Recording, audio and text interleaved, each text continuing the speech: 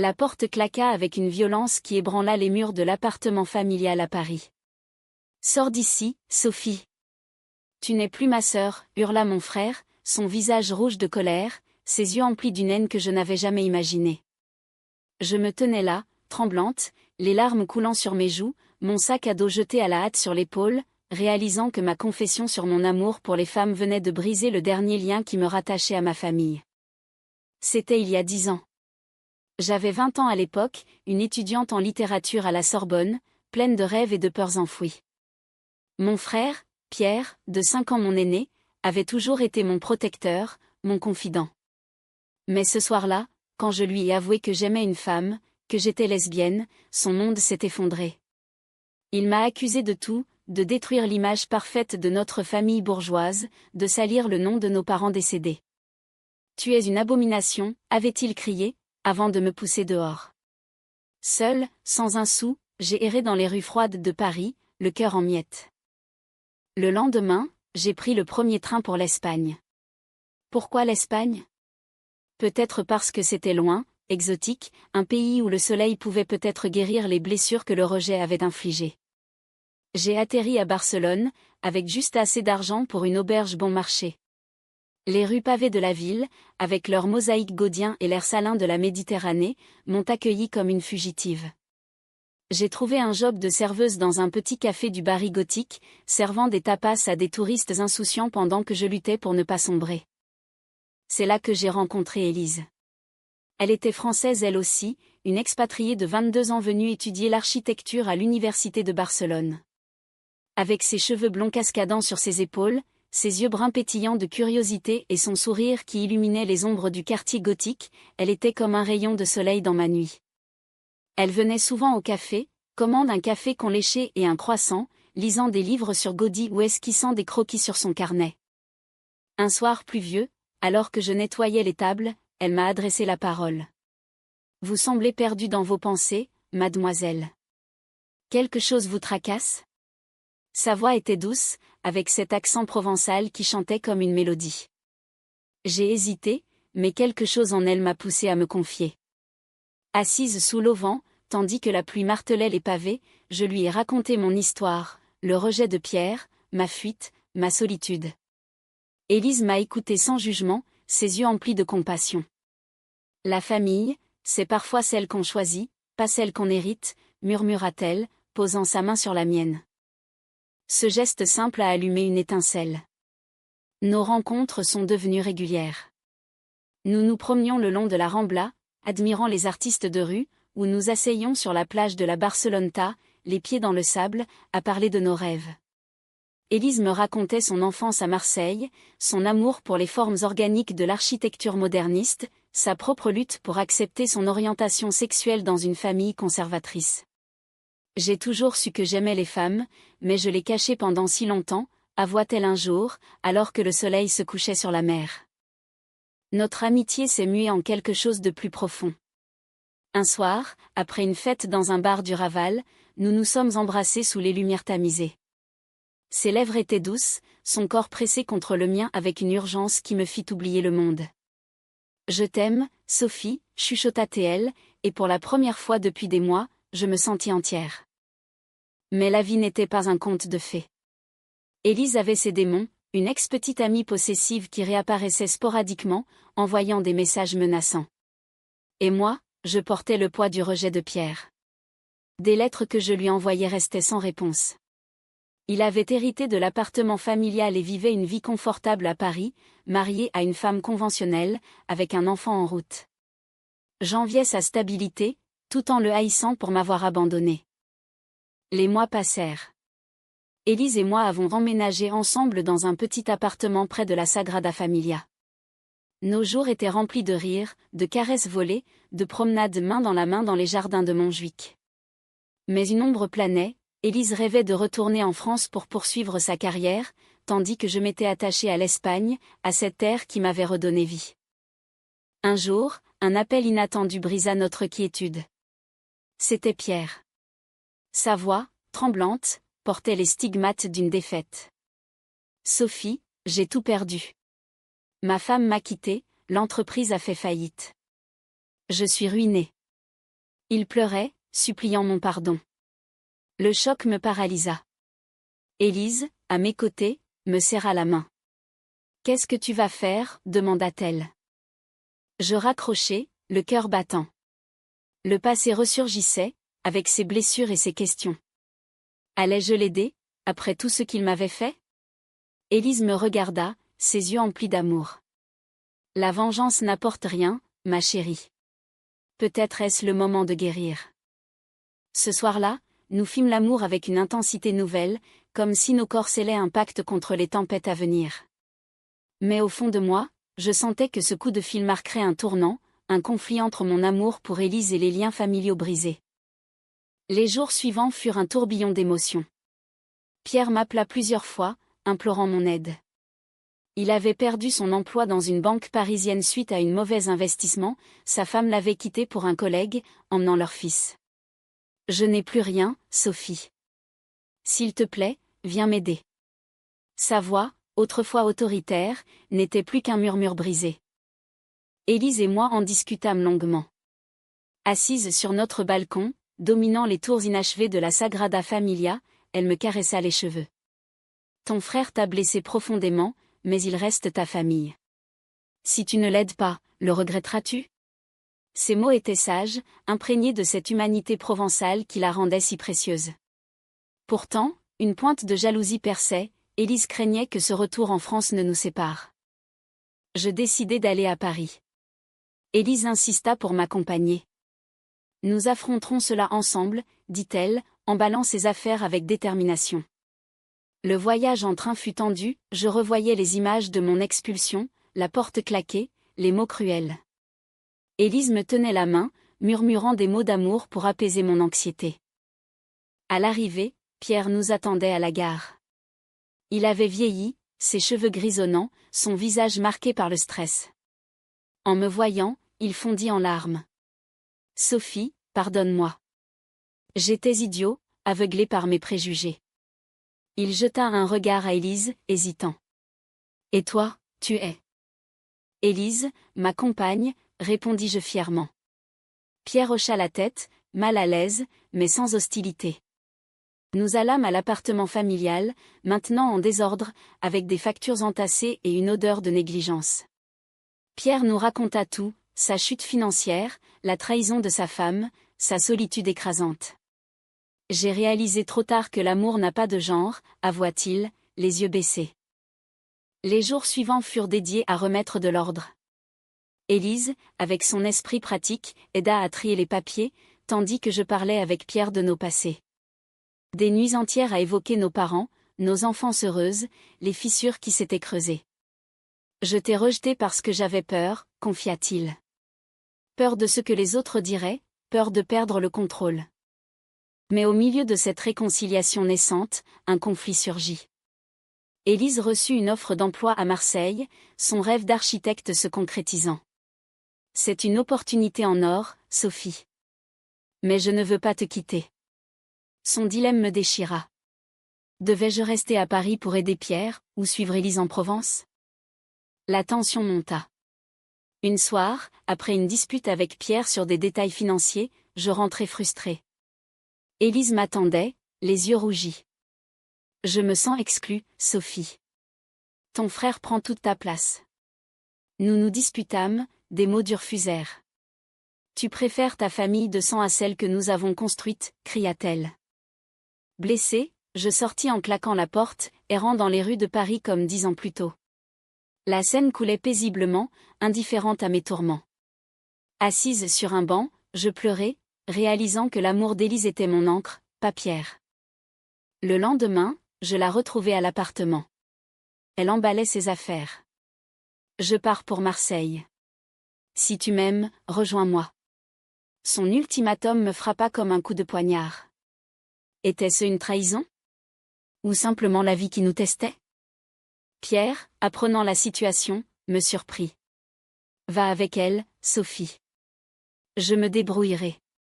Tu mérites le bonheur que je t'ai volé. » Ces mots, empreints de regret, libérèrent quelque chose en moi. Je l'aidai à trouver un thérapeute et un job temporaire, puis je fis mes valises pour Marseille. Le voyage vers le sud fut un renouveau. Élise m'attendait à la gare, ses bras ouverts. Nous nous embrassâmes passionnément, scellant notre réconciliation. Marseille nous accueillit avec son port animé, ses calanques sauvages, un mélange de France et d'Espagne dans l'air méditerranéen. Mais le destin n'en avait pas fini. Quelques mois plus tard, Pierre m'appela, il avait rebondi, trouvé un nouveau travail, et même commencé à fréquenter un groupe de soutien pour familles LGBTQ+. Merci de m'avoir pardonné, dit-il. Élise et moi sourîmes, notre amour plus fort que jamais. Pourtant, une ombre persistait. Élise confia un secret, pendant notre séparation, elle avait failli céder à son ex, une brève rencontre qui la hantait. « Je t'aime trop pour te mentir », murmura-t-elle, larmes aux yeux. Cette révélation fut un choc, une trahison qui ébranla notre confiance. Nous passâmes des nuits à discuter, à pleurer, à nous aimer avec ferveur. La trahison n'efface pas l'amour, si on choisit de pardonner, dis-je, écho de la leçon apprise avec Pierre. Élise jura fidélité, et nous décidâmes de nous marier, un engagement symbolique dans une petite chapelle provençale. La cérémonie fut intime, des amis expatriés, des fleurs de lavande, la mer en toile de fond. Pierre vint, serrant Élise dans ses bras comme une sœur. « Je suis fier de toi, Sophie », murmura-t-il. Mais la vie, imprévisible, apporta un nouveau coup. Élise fut diagnostiquée avec une maladie auto-immune, rien de fatal, mais qui exigeait des traitements épuisants. Je la soutins, nos rôles inversés, notre amour se dans l'adversité. Les mois suivants furent un combat quotidien. Élise, autrefois si vive, luttait contre la fatigue chronique, les douleurs articulaires qui la clouaient au lit. Je quittais mon job de traductrice freelance pour m'occuper d'elle, nos journées rythmées par les visites médicales et les moments de tendresse volés. « Je suis un fardeau », se lamentait-elle parfois, mais je la serrais contre moi, chuchotant, « Tu es ma lumière, mon amour. Nous traverserons cela ensemble. » Pierre, de Paris, envoya de l'aide financière, un geste qui scella définitivement notre réconciliation. « J'ai appris de mes erreurs », écrivit-il dans une lettre. Sa vie s'améliorait, un nouveau partenaire, une thérapie qui l'aidait à accepter le monde tel qu'il est. Nos appels devinrent réguliers, des ponts reconstruits sur les ruines du passé. Au milieu de cette épreuve, notre amour pour Élise et moi prit une profondeur insoupçonnée. Nous redécouvrîmes l'intimité, des bains chauds partagés, des lectures à voix haute de poèmes de Baudelaire, des promenades lentes le long du vieux port.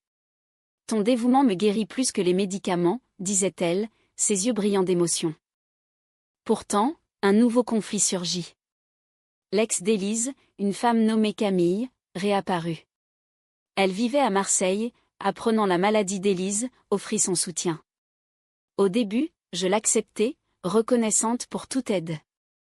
Mais Camille était manipulatrice, semant le doute, « Sophie ne te comprend pas comme moi », insinuait-elle lors de visites. La jalousie me rongeait. Une nuit, après une dispute, Élise avoua, « Camille m'a embrassée, mais je l'ai repoussée. Je t'aime toi. » Cette seconde trahison potentielle me brisa. Était-ce le destin qui nous testait, ou Élise qui vacillait? Je partis pour une retraite solitaire dans les Calanques, marchant des heures sur les falaises escarpées, l'air salin fouettant mon visage. Là, face à la mer infinie, je réfléchis à notre histoire, le rejet de Pierre, ma fuite en Espagne, la rencontre avec Élise, les joies et les peines.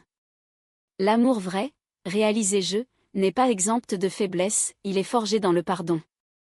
De retour, je confrontai Élise. Nous devons être honnêtes, ou tout s'effondrera.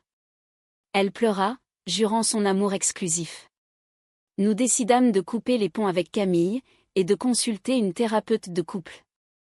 Les sessions furent douloureuses, déterrant des blessures anciennes, mon abandon familial, la peur d'Élise d'être dépendante. Peu à peu, Élise se remit. Les traitements fonctionnèrent, et elle reprit son travail d'architecte, concevant des projets inspirés par Gaudí. Nous voyageâmes en Espagne pour célébrer, une semaine à Barcelone, revisitant les lieux de notre rencontre. Sur la plage de la Barceloneta, sous un coucher de soleil flamboyant, nous renouvelâmes nos vœux. Pour toujours, ma Sophie, murmura-t-elle, nos lèvres se scellant dans un baiser passionné. Pierre nous rejoignit pour un week-end. Assis dans un café du Barry gothique, il nous raconta sa propre évolution. Il avait rejoint une association LGBTQ+, aidant d'autres familles à accepter leurs enfants. Ta force m'a inspiré, dit-il à moi. Élise et lui devinrent amis, une famille recomposée. Mais le Haut-Trao arriva inopinément. Un appel de l'hôpital, Pierre avait eu un accident de voiture, rien de grave, mais il était hospitalisé. Élise et moi prîmes le premier vol pour Paris. À son chevet, il nous sourit faiblement. Vous êtes venu, merci. Cet incident nous unit davantage. Pendant sa convalescence, nous l'hébergeâmes à Marseille. Les soirées étaient remplies de rires, de discussions philosophiques sur la vie, l'amour, le pardon. Pierre avoua, j'ai perdu tout ce que je pensais important, mais j'ai gagné une sœur et une belle-sœur. Élise, guérie, proposa un projet commun, rénover une vieille maison en Provence, un symbole de notre résilience. Nous y travaillâmes ensemble, Pierre apportant son expertise financière. Les murs s'élevèrent, comme nos espoirs. Pourtant, une dernière épreuve, Élise rechuta légèrement. Cette fois, ce fut Pierre qui nous soutint, cuisinant, veillant. La famille, c'est ça, dit-il. Au fil des mois, notre vie s'équilibra. Élise se stabilisa, Pierre repartit à Paris avec un nouveau départ. Élise et moi, plus unis, adoptâmes un chat errant, symbole de nos propres errances passées. Un soir, sur la terrasse de notre maison provençale, Élise me serra contre elle. Malgré les trahisons, les rejets, l'amour triomphe. Ces mots résonnèrent, un écho humaniste à notre saga. Les années passèrent, tissant un tapis de souvenirs. Élise et moi célébrâmes notre 10e anniversaire dans une villa andalouse, dansant sous les étoiles, nos corps enlacés dans une harmonie parfaite. Pierre, maintenant remarié à une femme ouverte d'esprit, vint avec sa famille élargie. Son fils, adolescent, nous appelait « tante » avec affection, un contraste poignant avec le passé. Mais la vie, dans sa sagesse imprévisible, apporta un ultime twist. Élise reçut une promotion qui l'obligeait à déménager à Madrid. « C'est une chance pour ma carrière, mais je ne veux pas te perdre, dit-elle, anxieuse. Cette fois, le choix fut clair, je la suivis, vendant notre maison provençale pour un appartement à Madrid, près du Retiro. Pierre nous aida au déménagement, sa présence un pilier. Vous m'avez appris que l'amour transcende les frontières, déclara-t-il, ému. À Madrid, notre vie fleurit. Élise conçut des bâtiments inspirés par l'Espagne et la France, tandis que j'écrivis un roman sur notre histoire, un récit cassé achetine de rejet, amour et rédemption. Le livre, publié en français, toucha des cœurs, recevant des lettres de lecteurs qui y voyaient leur propre lutte. Un jour, Pierre m'appela en pleurs. Sa seconde femme l'avait quitté, emportant une partie de ses biens. J'ai tout perdu à nouveau, sanglota-t-il. L'ironie me frappa, des années après m'avoir rejeté quand j'étais seule, il se retrouvait dans la même position. Élise et moi l'accueillîmes à Madrid. Assis sur notre balcon, dominant les lumières de la ville, il confia ses regrets. J'ai été aveugle, Sophie. Ton amour avec Élise est plus pur que tout ce que j'ai connu. Nous le consolâmes, l'aidant à rebondir une fois de plus. Ce cycle de perte et de pardon forgea une leçon profonde, la vie est un flux de trahison et de réconciliation, où l'humanité triomphe par l'empathie. Pierre trouva un job en Espagne, restant près de nous, une famille unie par les épreuves. Élise et moi, dans nos moments intimes, explorions les profondeurs de notre passion. Des nuits languides, des caresses tendres, des murmures d'amour en français et espagnol. Tu es mon destin, disait-elle, son corps contre le mien, un havre de paix. Le climax émotionnel vint lors d'un voyage à Barcelone, là où tout avait commencé. Sur la même plage, sous une pluie fine, nous nous embrassâmes, Pierre nous observant avec un sourire regretful mais joyeux. C'était la scène gravée dans nos mémoires, le pardon, l'amour, la résilience. Le roman se termina sur une note humaniste, pas un happy end parfait, mais une vie riche de leçons. Pierre reconstruisit sa vie, Élise et moi adoptâmes une fille, enseignant l'acceptation. Malgré les cicatrices, l'amour prévalut, un témoignage à la force de l'âme humaine. Dans les rues de Madrid, main dans la main avec Élise, je réalisai que le rejet de Pierre avait été le catalyseur de ma liberté. Des années plus tard, quand il perdit tout, ce fut mon tour de l'élever, bouclant le cercle avec grâce. Ainsi se clôt notre histoire, un tapestry de Casséachtine, émotion, romance et humanité, imprégné de l'esprit français dans un décor espagnol. L'amour, finalement, guérit tout.